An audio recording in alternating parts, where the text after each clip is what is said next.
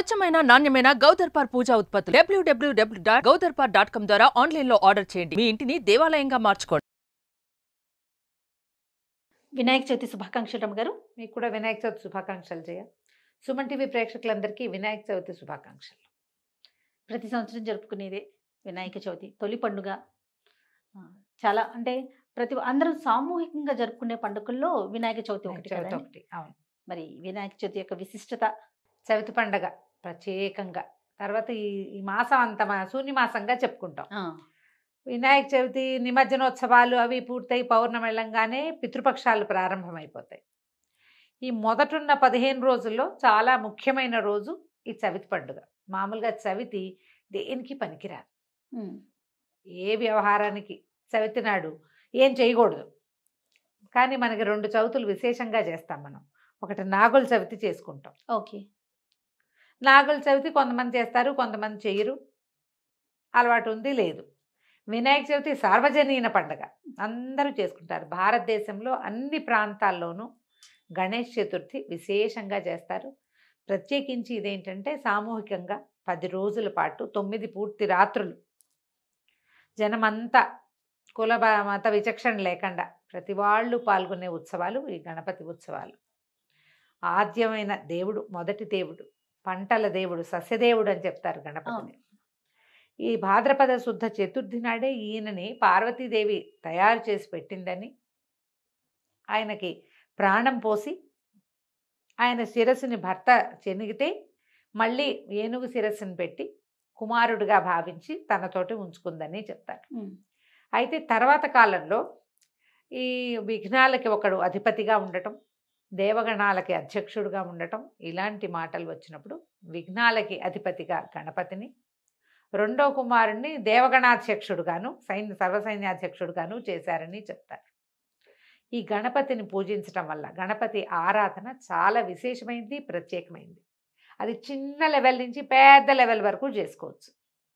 గణపతిని సాధారణ ఆరాధన హరిద్రా గణపతి పూజ ఒకటి చెప్తాం. మొట్టమొదట పసుపు ముద్ద ఒక బింబం చేసి ఆ బింబంలోకి గణపతిని ఆహ్వానం చేస్తాం. ఓకే. ప్రతి పూజకి మొదటి పూజ గణపతిదే. ఈయనకి ప్రతిమా విశేషం ఏం అక్కర్లా. హరిద్రా బింబంలోకి ఆయన్ని పిలిచి ఆవాహన చేసుకుంటాం. అమ్మ పూజ అయ్యేదాకా నాయన స్థిరంగా ఉండు, ఇక్కడే ఉండు, పూజ పాడు కాకుండా చూసుకో పక్కన అని చెప్పి ఆయనని తీసుకొచ్చుకుంటాం, మళ్ళీ పంపిస్తాం కూడా. అయితే ఇప్పుడు ఈ చతుర్థి నాడు ప్రత్యేకంగా మట్టి గణపతిని పూజిస్తే చాలా మంచిది, విశేషమైన సేవగా చెప్పబడుతుంది. మనం ఎంత పెద్ద గణపతిని పెట్టుకున్నాము అనేది అసలు లెక్కే కాదు, ఎంత శ్రద్ధగా చేసామనేదే లెక్క. ఎవరెవరి శక్తి అనుసారం వాళ్ళు చిన్న లెవెల్లో కూడా మనం ఈ పూజ చేసుకోవచ్చు. గణపతికి కావాల్సింది ఆరాధన ముఖ్యం. ఈ ఆరాధనలో ఆయనకి ఏ దైవానికి సమర్పించనన్ని ప్రత్యేకమైన విధానము మన గణపతి పూజలో కనపడుతుంది. ఈయనకి గరికతోటి పూజ చేస్తాం. అవును. గడ్డి కేవలంగా పెరుగుతుంది, పెంచక్కర్లా, పెక్కకుండా ఉంటే చాలంతే, దానంతట అదే పెరుగుతుంది. ఇది వర్షాకాలం విశేషించి కదా. శ్రావణ భాద్రపదాలు వర్ష ఋతువు. శ్రావణంలో అప్పుడే వానలు ఆషాఢం చివర్లో మొదలవుతాయి. శ్రావణంలో బాగా వానలు పడి ఈ భాద్రపదం నాటికి విశేషించి గరిక పెరుగుతుంది. ఈ గరికని సమర్పించిన చాలు, అంటే మనం చక్కగా తీసుకొచ్చి తునక్కండా నేలలోంచి చక్కగా ఫ్రెష్గా మొలిచిన దాన్ని తీసుకొచ్చి సమర్పించడం. ఓకే. దీంట్లో ఏం ప్రకటితం అవుతోంది? శ్రద్ధే కాదు. అవును, శ్రద్ధ. దీంతో పాటుగా ఏకవింశతి పత్ర పూజ అనేది ఒక ప్రత్యేకంగా చెప్పబడుతుంది. 21 పత్రాలతోటి భగవంతుణ్ణి అర్చిస్తాం. ఈ గణపతిని సస్యదేవుడుగా చెప్తారు. ఈయన పంటలకి దేవుడు. ఆయన ఆకార విశేషమే పంటలకి ప్రతీకగా కనపడుతుంది. ఆయన చూడు ఇంత గుండ్రటి బొజ్జతోటి ఇట్లా కనిపిస్తాడు, లంబోదరుడుగా కనపడతాడు. ధాన్యపు గాదె ఆకారం. అవును కదా. అవును. అక్కడి నుంచి ఆయన చెవులు శూర్పకర్ణుడు, పెద్ద పెద్ద చేటలు లాంటి చెవులు. ఈ ధాన్యాన్ని చెరగడానికి తూర్పార పట్టడానికి వాడేవి చాటలే. ఇప్పుడు మానేసి రకరకాలు తెచ్చాం మనం. చాటలు లేని ఇళ్ళున్నాయి. ఇది వరకు చేట జల్లెడ కవ్వము లేని ఇల్లే ఉండేది. అవునండి కదా. కత్తులు కొడవళ్ళు వాటితో పాటు చేట జల్లెడ కవ్వం తప్పకుండా ఉండాలి ఒక ఇంట్లో. ప్రతి గృహావసరాలకి కావాల్సింది. ఈ పంటలకి ఆసరా అయిన వస్తువులలో ముఖ్యమైన వాటిలలో చేట కూడా ఒకటి. చెవులేమో చేటల్లాగా ఉంటాయి. అక్కడి నుంచి ఆయన పొట్టకు ఒక నాగబంధం కడతారు. కనిపిస్తుంది కదా, అవును. సర్పబంధం కనిపిస్తుంది. ఇంత చిన్న ప్రతిమ తెచ్చినా మనము నా- ఆయన బొజ్జకు ఒక ఉపవిత్త ఒక తాడు కట్టినట్టుగా ఆ బంధం నాగబంధంగా కనపడుతుంది. ఈ పంటలని ఎలుకల నుంచి రక్షించడానికి పాములు కావాలి. మ్మ్. పంటల్ని రక్షించడానికి ఇది నాగబంధంలాగా కనపడుతుంది. పంటల దేవుడు ఆయన పేరే నామధేయాలలో సస్యదేవుడు అనేది ఒక దైవారాధన క్రమంలో మనకి నామం కనపడుతుంది. ఇప్పుడు ఈ కాలం ఏంటంటే వర్షాకాలం, ఇంతకుముందే వానలు మొదలైపోయినాయి. ఈ మట్టితోటి గణపతిని పూజించి ఈ పత్రాలతోటి ఈ గరికతోటి విశేషంగా సేవించి వాటిని ఏం చేస్తాం, మళ్ళీ మనం నిమజ్జనం చేస్తాం. మ్మ్. 2 పద్ధతులు చేస్తారు. తీసుకెళ్ళి పొలాల్లో పెట్టేయటం, అవును, లేదా ప్రవహించే నీటిలో కలిపేయటం. నేలకి సత్తువ, నీళ్ళకి ఔషధ గుణం. మ్మ్. ఈ రెండిటి కోసము ఈ పద్ధతిని ప్రవేశపెట్టారు. మన పండగలన్నీ కూడా ఎలా ఉంటాయంటే సీజన్ పండగ మంది. ఎస్, ఈ సీజన్లో ఏం చేయాలో ఏది చేస్తే మన ఆరోగ్యానికి కూడా ఆలోచించే ప్రజల పెట్టారు కదా ప్రజల రమ్మగారు. నీ ఒక్కదాంది నా ఒక్కడిది కాకుండా ప్రజలది, ప్రజలకి మనందరిది. సార్వజనీనమైన ఆరోగ్య రహస్యం కోసమే ఈ పద్ధతిని ప్రవేశపెట్టారు. అప్పుడు అందరూ చేసుకునేవాళ్ళు. పెద్ద మట్టి గణపతి అడుస్తోటి చక్కగా గణపతిని చేసేవాళ్ళు. 9 రోజులు విశేషంగా అర్చన చేసేవాళ్ళు. లేదా ఒక రోజు చేసుకుంటాం, 5 రోజులే చేసుకుంటాం. అవును, తీసుకెళ్ళి మళ్ళీ పొలాల్లో పెట్టేసుకోవటం. ఇంత పూజ చేసిన దాన్ని పెడితే పాజిటివ్ ఎనర్జీ. అంతే. ఈ పత్రంతా పొలంలో తొక్కేసేవాళ్ళు, మ్మ్. అంతా పొలంలో కలిపేసేయటమే. మట్టిలో కలిసిపోతే మట్టికి బలం వచ్చేస్తుంది. మ్మ్. ఈ పద్ధతుల కోసం మొదలుపెట్టి క్రమంగా ఏమైంది, మనకి పొలాలు, పండ్లు, నీళ్లు, ప్రవహించే నీళ్లు, మనం దాగటాలు ఇవన్నీ పోయినాయి. సేవాకాలం మాత్రం మిగిలింది. అవును, సేవ మిగిలింది. దీంట్లో ఇప్పుడు ఏం చేసాం మనం, సేవ ఒకటే మిగుల్చుకోవడం కాకుండా రంగురంగుల గణపతులను తెచ్చాం. ఆకులు, ఏ ఆకులు అంటే అక్కడ పత్రాలేమో పేర్లు చదివేస్తుంటాం. మరొక పత్రం సమర్పయామి, బదరీ పత్రం సమర్పయామి, అపామార్గ పత్రం సమర్పయామి అంటాం. సమర్పయామి ఏదో ఒకటి సమర్పిస్తాం. అవును, ఏదో ఒకటి సమర్పించాల్సే వస్తుంది. మరి ఇక లేవు, ఏం చేస్తాము? వాటిని సంపాదించే మార్గాలు అన్వేషించి 21 మాత్రాలు సంపాదించి పేరున అదేమిటో తెలుసుకుని ప్రతిదానికి ఉన్న మెడిసినల్ వాల్యూ మనం అర్థం చేసుకుంటే అది మనకి ప్లస్. ఓకే. ఇప్పుడు బయటికి వెళ్ళి పిక్ చేసుకురావాలి, ఒకటి కోసుకురావాలి.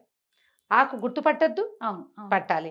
కోసుకొచ్చిన వాడికి ఆరోగ్యం, ఆ పత్రాన్ని ముట్టుకుని దేవుడికి సమర్పించిన వాడికి ఆరోగ్యం. అది ఏ మట్టిలో ఏ నీటిలో కలుస్తుందో ఆ మట్టిలో పండిన ఆహారం తిన్నా, ఆ ప్రవహించే నీటిలో నుంచి కొంత నీటిని స్వీకరించినా అది కూడా ఆరోగ్యమే కదా. ఆరోగ్యమే.